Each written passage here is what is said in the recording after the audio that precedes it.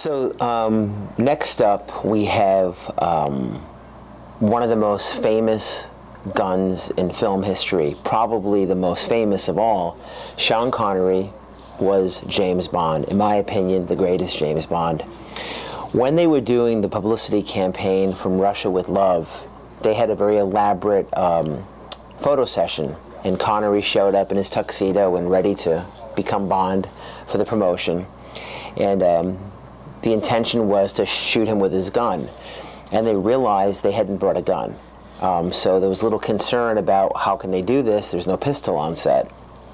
David Hearn, the photographer, was a shot airsoft. Basically, he used a pellet gun, and he was a sharpshooter. Luckily, he had one in his car, so he ran out and he got it. So it was a Walther. We know James Bond used Walthers. So they brought this gun on set.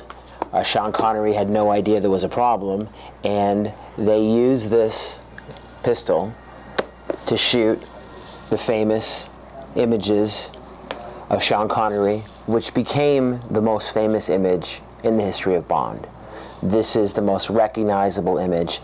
The intention was, if anybody questioned the length of the barrel, because James Bond never used this style barrel, they would go in and they would edit the photograph and cut the barrel down to the regular size. No one ever questioned it.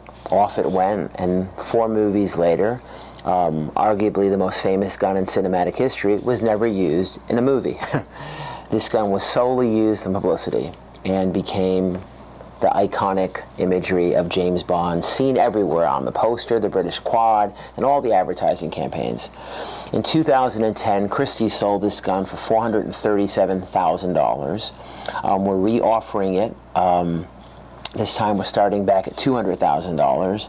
And, you know, this is probably the most famous gun in film history. We're pleased to offer it. The provenance is amazing. Its history is amazing.